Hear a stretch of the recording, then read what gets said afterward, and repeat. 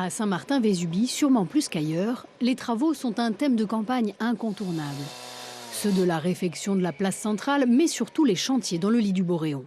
Ici, une partie du cimetière a été emportée.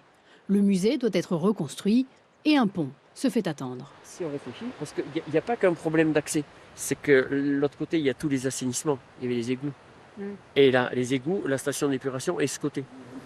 Thierry Ingigli-Hardy, actuellement adjoint à la reconstruction, se présente avec sa liste une équipe pour notre village.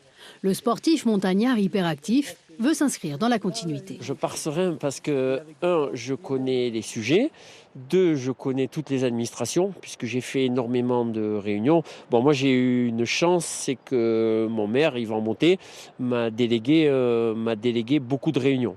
C'est pour ça que j'ai d'ailleurs cette délégation de reconstruction de Tempête Alex. Donc moi, je sais par cœur tout ce qui se passe.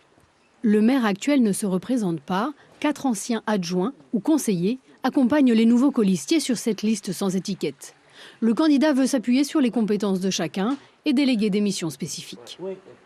Comment ça se passe la politique dans un village de 1500 habitants? C'est vrai que on se connaît quand même plutôt pas mal, hein, voilà, mais ça se passe bien. Il faut faire en sorte de surtout pas diviser les gens, etc. Il faut être constructif, il faut être force de proposition, il faut montrer ce pourquoi on s'engage et ça se passe bien.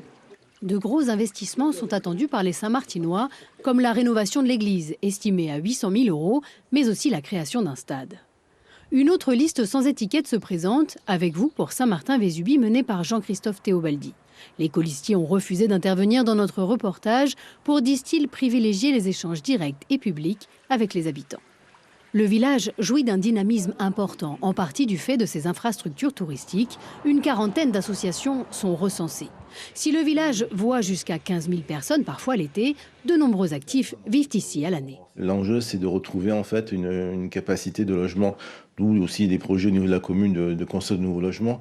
Mais c'est vrai qu'aujourd'hui, en fait, on se retrouve en fait confronté, que ce soit en locatif et aussi à l'achat, à une problématique de logement. Donc l'offre est encore insuffisante par rapport à la demande.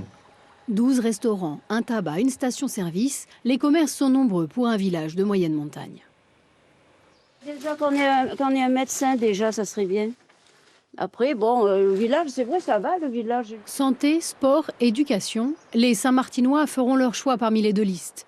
Coincé entre la métropole et le département, le village tente de tirer le meilleur des deux et de ne pas prendre parti dans le combat qui se déroule plus bas dans la vallée.